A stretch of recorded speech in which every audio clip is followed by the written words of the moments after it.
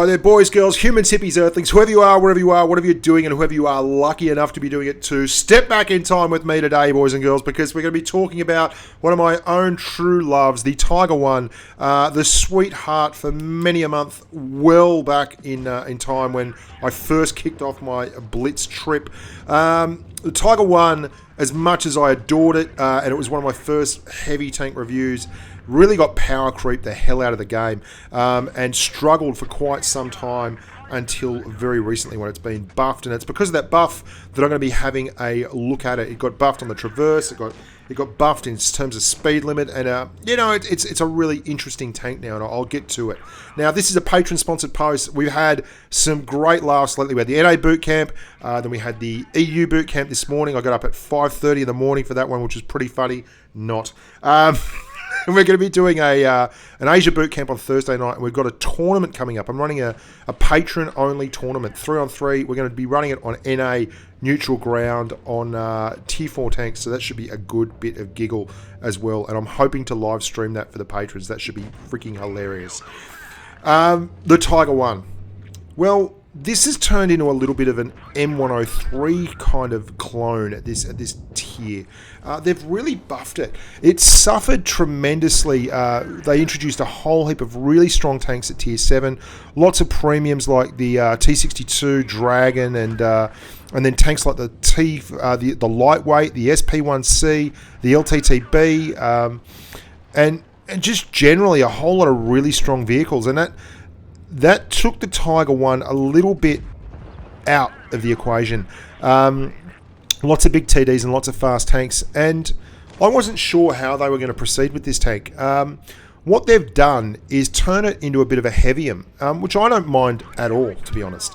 The gun's always been solid. It's got an 88mm, very, very similar to the variant that you get on the Jag Panther with a slightly lower rate of fire. And that 88mm does the business. And it's also always had a sneaky side scraping ability. It's got solid gun depression, 7 degrees, not top of the line, but certainly more than adequate if you want to be getting shots off. And the dispersion numbers are really, really good. 0.34 dispersion for a heavy is pretty bloody solid. And like most of the German tanks at this tier, you get away with some great penetration values. 203mm a pen on your standard AP, and 237mm a pen on your APCR. So it's a good gun platform, and it's pretty bloody mobile. They've upped the speed on this thing to 44 kilometers an hour, so you can really get out there and move now. For a heavy, that's exceptional, especially at this tier where you've got tanks like the KV3, the T29, the Black Prince, all those. None of those guys are particularly renowned for being flash, fast-moving tanks. And the IS is, while it's pretty quick, it's never really been great at anything but the straight line stuff. Now, the Tiger One, it's quick, it gets 44 kilometers an hour, but it's also got a really, really good rate of traverse, 32 degrees of traverse on its tracks, which is phenomenally good for a heavy tank. That's really, like, for instance, an M103, which has great traverse, is at about 26 degrees of traverse. You're really getting up there at that kind of traverse number. You're getting towards the pure Heavyium realm, and that's good, because that's exactly what this tank is now. It's a Heavyium. It can't go toe-to-toe in a brawl and expect to bounce shots. It's just not that kind of tank. It can side scrape in a pinch. Now, while it's only got 80-odd millimeters of armor on the flanks, and its frontal armor is terrible. It's very, very flat, the frontal armor. You got 100mm panels, but they're just flat angles, so you don't get much more of an effective armor increase, although you should be angling it. Those flanks, you can angle it at 17 to 18 degrees, very, very shallow angles, mind you, not over-angling. If you over-angle and you're not finessing it, you will get smashed.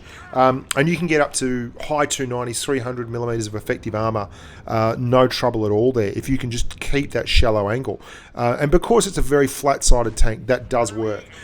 It's not, however, going to be a side-scraping, hold-the-line kind of monster, simply because the kind of tank you're talking about there, like a KV3, for instance, they've got much thicker armor profiles, and they can actually do it offensively, whereas the Tiger 1, you can do it in a heartbeat, just in a pinch to you know, minimize incoming damage and make sure you're hitting targets.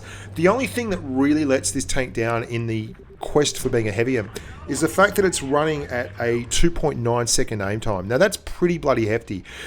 I run quite an odd equipment loadout on this. I run rammer and I run vents, but I also run optics. Now the reason I run optics on it is pretty simple. It's got a good gun, it's got good penetration numbers, and if you are in a tier 8 game and you don't want to have to mix it up with the IS3 defenders and the SU-152s and the IS3s and all these boys who are smashing around at the front, then you can simply be a bit of a sniper. And that's very, very, it's a very, very good role for this tank. You can also see here, that's a VK2801. He's going to try and go around me, and look at it move. This is a tier 7 heavy. Now, your compatriots, your peers, your T29s, your KV3s, your ISs, they just simply cannot move like this. It is now very light on its feet. And you notice that right from the get-go. Look at it cover this VK. Like, I'm firing like an idiot, but because I'm just trying to get footage of me keeping a VK in front of me, no problems at all. And he's not doing the best job in the world, but at the same time, he's not even close. Like, this tank is more than capable of keeping up with most traverses from lights and mediums. Obviously, they're going to get past you on occasion, and they get tight, and they're better players than that. They'll still do the business, but that's not what it's all about. What it's about is the fact that in the old days, the Tiger 1 wouldn't have been able to do that, and it wouldn't have been able to get out quick enough anyway to be anywhere near that. They got a 4 km/h speed buff, which is a 10% buff on the 40 that it was doing at that point in time. And the gun has never been the issue. I mean, the gun's always been lovely. 8.57 rounds a minute, which is just grand. And I think the other thing that people forget about the Tiger is that it can get 7 degrees of gun depression in. So if you go to a nice spot on a map in, say, a tier 8 game, like I'm going to do here, then you're able to just farm damage over the course of the game and be really, really effective. You've got just under 1900 damage per minute on it, which is, again, very, very solid, especially for this tier. Your tier 7, 8 heavies don't really pick up a lot of DPM. Even at tier 8, there's only really the Carnarvon that strikes me as a tank that has a whole lot of DPM for a heavy. So 1900 is right in line with where you'd want to be, and that's a bit of a spitfire. That's a bit of a stinger that people don't expect.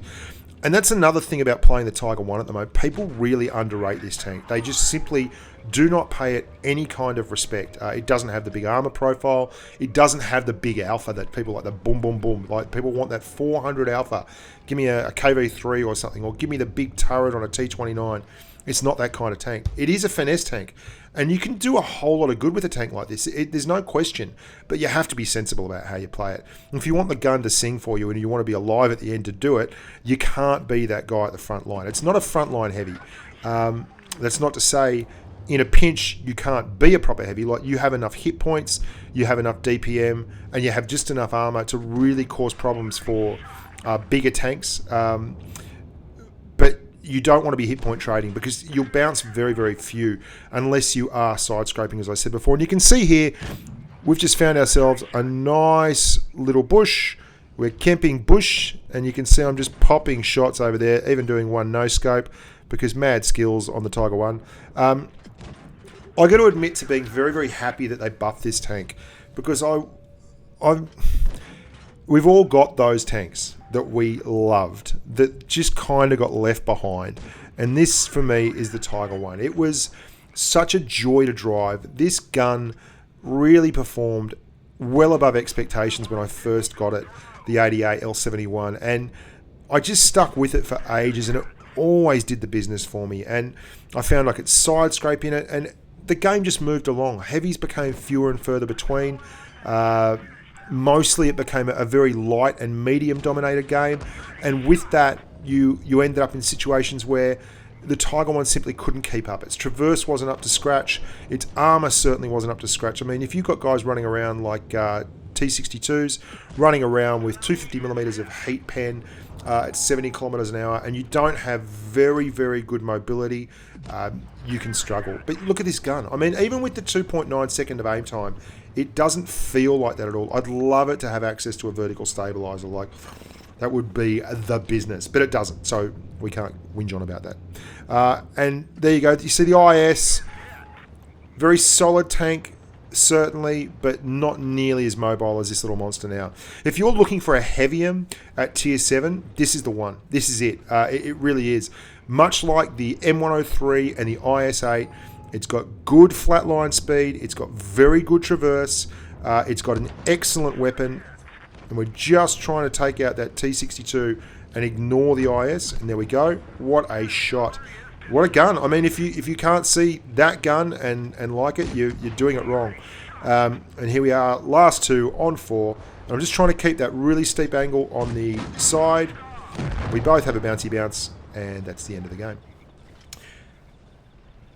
I like it because I like these guns. I like good guns. I've fallen more or less for good guns. It's not an easy tank to drive, and it's in no way, shape, or form overpowered. But if you're tired of really poor gun handling on your heavy tanks, and you're looking for something a little bit different at a tier where you can get in and actually do a little bit of dominating, then you'll probably enjoy the Tiger 1. I really did. I loved going back and driving it again. And I've got to say, all the German tanks that I'm going back to drive have this common theme of really nice guns. Good gun handling, like good low dispersion numbers, quite often really, really low aim time numbers, and very, very good penetration values nearly universally. There's only a few in the lines that seem to skip outside those boundaries, and the Tiger 1 certainly isn't one of them. Its gun is very, very reliable, and it's a very, very good tank. It's like a fast Lerva. If you've driven the Lerva at tier 8, that's exactly the kind of feel the tank has. Slightly less gun handling, but a whole lot more in terms of mobility. Armor's probably a touch under, but not far, and you're not big as a house either. It's quite a nice tank. So if you've been thinking about driving up the German heavy line, the Tiger 1 won't be the tank that'll stop you. It's a cracker. Enjoy it. Get out there. Play it safely. Get it at the back, and don't go charging, especially in tier 8. IS-3 defenders will eat you alive, although you do have the pen to certainly pound them. 193 pen is the average pen you need to just get on an IS-3 defender, and the Tiger 1 has 203mm of pen with its AP, and nearly 240 with its APCR, so you're not going to struggle there at all. That's really good numbers for a tier 7 heavy tank. Lots of crap guns and crap pen at tier 7. And in fact, not a whole lot of mobility either, but Tiger 1's got that covered. So look after your families. As always, if you want to sponsor the channel, click on the Patreon link here. Lots and lots of cool stuff going on there. And as always, stay safe on the battlefield. Oh, don't forget, the podcast is up. Just interviewed Dave Sock Robber. Make sure you go to iTunes and subscribe to the Bushka Blitz podcast. Or you can get the RSS feed for Stitcher and such off my webpage. It is www.bushkaonblitz.com/podcast. Yeah. And there's another one coming up with me and A and the Mad Russian Snake Eyes chatting. Bye for now.